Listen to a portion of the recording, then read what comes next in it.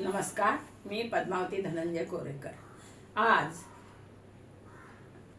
मातृदिन आहे आणि त्या निमित्तानं राजमाता राष्ट्रमाता मा जिजाऊ साहेब, त्याचप्रमाणे क्रांतिज्योती सावित्रीबाई फुले आणि रमाई माता, त्याचप्रमाणे इतर सर्व माता, जगातील सर्व माता यांना वंदन करते आणि माझ्या 2 शब्द किंवा काही विचार मी व्यक्त करण्याचा प्रयत्न केलेला आहे।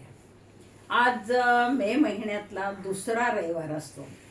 बहुतांश देशामध्ये मातृदिन, खरं तर इतर देशामध्ये त्याला मदर्स डे म्हणतात, परंतु आपली मातृभाषा मराठी असल्यामुळे आपण मातृदिनच म्हणत आहोत आणि म्हणत राहणार। या मातृदिनाच्या निमित्तानं आपण थोडासा आढावा घेणार आहोत। मातृत्व म्हणजे काय? मातृत्व म्हणजे प्रत्येक स्त्रीचं आई होणं होय। आणि हे आई होणं म्हणजे गरोदरपणापासून ते बाळाचं संगोपन करण्यापर्यंत जी परिवर्तनशील प्रक्रिया असते, आल्हाददायक प्रक्रिया असते, नवे आव्हानात्मक प्रवास असतो। तो प्रवास शारीरिक आणि मानसिक झालेले बदल स्त्रीमधले म्हणजे मातृत्व होय। आता हे मातृत्व आणि पितृत्व समाजातील असे अद्वितीय विचार आहेत किंवा संकल्पना आहेत। संपूर्ण सृष्टीचा व्यवहार हा मातृत्वावर चाललेला आहे, पितृत्वावर चाललेला आहे, पण विशेष करून मातृत्व हे अग्रभागी आहे। का? तर प्रत्येक प्राण्याची असो, माणसाची असो, आई ही पहिला गुरु असते। आई बाळाचं संगोपन करते, लहानचं मोठं करते आणि लहानचं मोठं करून जीवापाड, ग्रामीण भाषेत म्हटलं जातं, हाडाची काढ, रक्ताचं पाणी आणि नेत्राचा दिवा करून आई आपल्या मुलांना लहानचं मोठं करत असते। आणि लहानचं मोठं करून तेवढंच नाही तर त्याला समज उमज येईपर्यंत सर्व जबाबदारी स्वतः घेते। कितीही कष्ट पडत त्याची ती तमा बाळगत नाही। आणि अशा ह्या मातेच्या स्मरणार्थ, गौरवार्थ, तिच्या कर्तव्याची जाण राखण्यासाठी म्हणून हा मातृदिन जगभर साजरा होत आहे। काही देशांमध्ये वेगळ्या तारखा आहेत, परंतु आपल्याकडे भारतामध्ये मात्र मे महिन्याचा दुसरा रविवार स्वीकारलेला आहे। खरं तर स्त्रीला देवीचा दर्जा आहे आणि स्थानही आहे भारतीय संस्कृतीमध्ये तसं, परंतु आपल्याला माहिती आहे हे सगळं होताना वास्तव मात्र वेगळं दिसतं कधी कधी आपल्याला। आणि हे जे वास्तव आहे ना, हे वास्तव भयानक आहे। आई जेव्हा मुलाला लहानचं मोठं करत असते तेव्हा पूर्णतया मूल हे आईवर आणि वडिलांवरच अवलंबून असतं। वडील कामाच्या निमित्तानं बाहेर जातात, पण आई मात्र आपल्या पल्लवाखाली त्याला रात्रंदिवस सावली देण्याचा, आधार देण्याचं काम करत असते। पहा, विशेषतः आपल्याला जर काही उदाहरणच घ्यायचं झालं तर अहिल्याबाई होळकर आणि धाराऊ मातेचं उदाहरण घेता येईल। छत्रपती संभाजी महाराजांना आई बनून जे दूध पाजलं गेलं, ती सुद्धा माता जगामध्ये प्रसिद्ध झालेली आहे। ही मातृत्वाची अद्वितीय अशी उदाहरणं आहेत। पहा, तर राजमाता जिजाऊचं उदाहरण आहेच आपल्याजवळ, तारावती राणीचं उदाहरण आहेच आपल्याजवळ। अशा ज्या माता आहेत त्या मातांनी आपल्याला माहिती आहे की आपल्या मुलांना घडवण्यासाठी जे काही प्रेम दिलं, जे कर्तव्य बजावलं, त्या तशासारख्या कर्तृत्वाचा सन्मान म्हणजेच मातृदिन होय।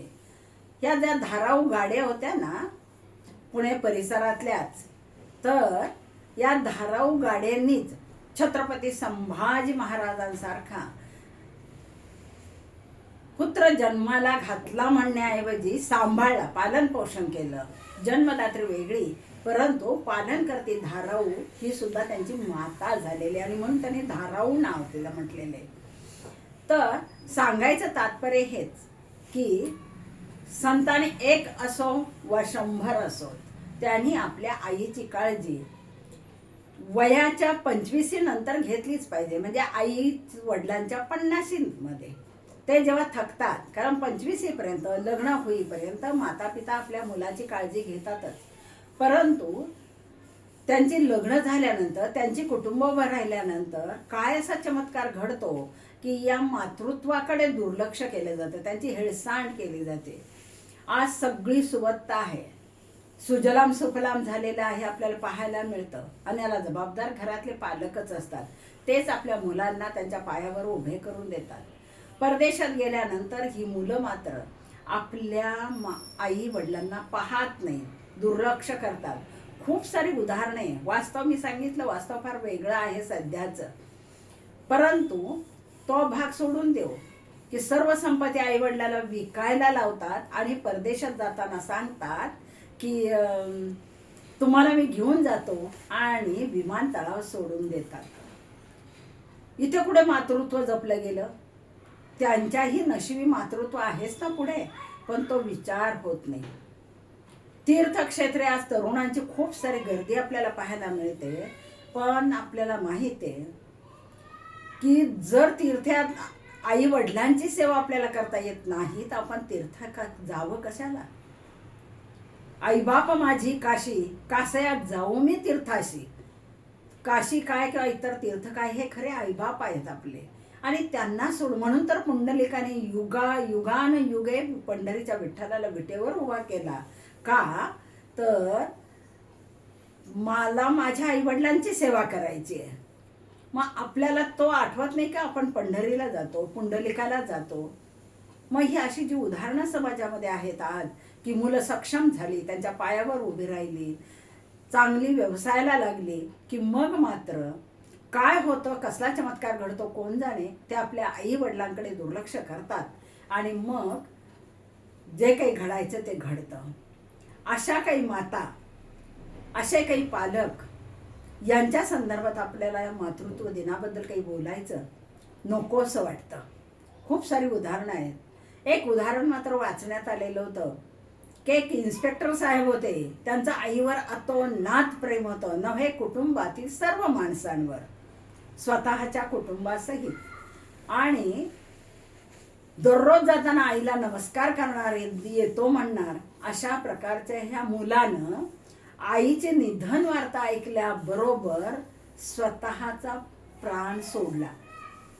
म्हणजे मातृत्व किती भिनलेलं होतं त्यांच्यामध्ये, की आईचा सन्मान त्यांना किती वाटायचा हे ह्या उदाहरणातून कळतं.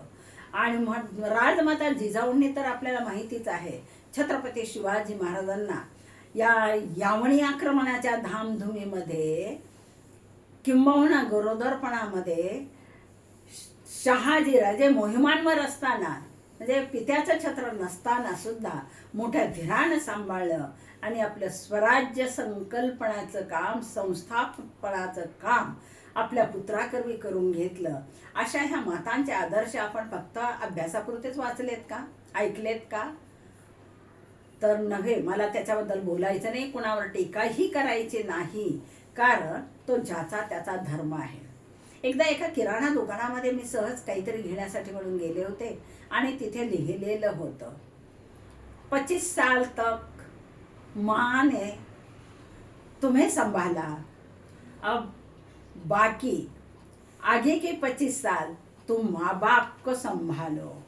बघा, 25 वर्ष जर आपल्या आईनं आपल्याला सांभाळलेलं असेल तर पुढची 25 वर्ष तरी कमीत कमी आपण आपल्या आईला वडिलांना सांभाळलंच पाहिजे ना.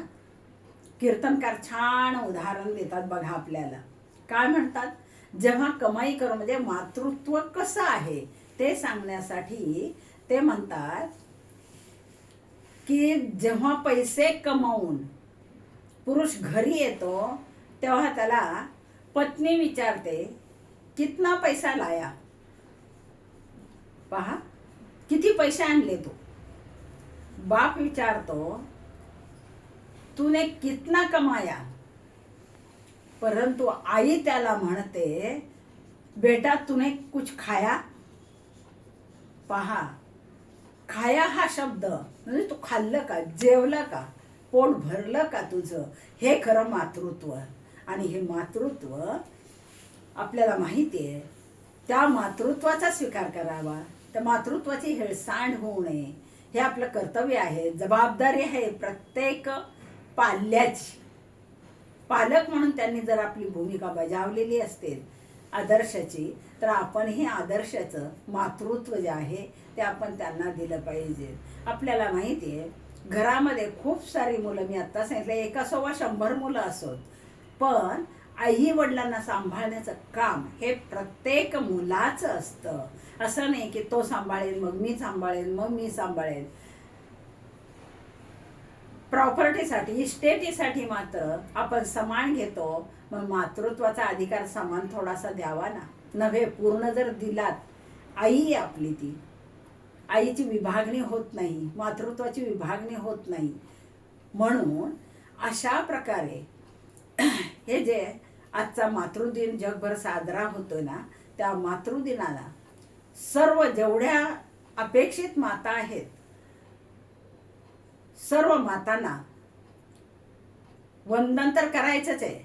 परंतु आपल्याला माहिती आहे आपला पंढरीचा देव आहे ना, तो पंढरीचा देव काय माहिती का, आई नावाची देवालाही वाटते नवलाई. आई नावाची देवालाही वाटते नवलाई. विठ्ठलही पंढरीचा स्वतःला म्हणतो विठाई. विठ्ठलही पंढरीचा स्वतःला म्हणतो विठाई. म्हणजे पहा, आई हा शब्द, माऊली हा शब्द संत ज्ञानेश्वरांनी माऊली म्हटलेला आहे. तर माऊली ही विशेषण, हे पद मला वाटतं सर्व मातांचं जे अंतकरण आहे, मातृत्व आहे, त्या आपल्या संत ज्ञानेश्वरांमध्ये आहे, सर्व संतांमध्येच आहे. परंतु ज्ञानाई म्हटलं गेलेलं आहे त्यांना, माझी विठाई ज्ञानाई माऊली. अशा प्रकारे त्यांचा जेव्हा उद्धार होतो तेव्हा पहा, काही मुलं आपल्याला माहिती आहेत, आई आपली मुलं भरपूर आहेत, मुलं सध्या तीर्थाटना खूप करत असतात, परंतु आई वडिलांना उपेक्षित ठेवतात.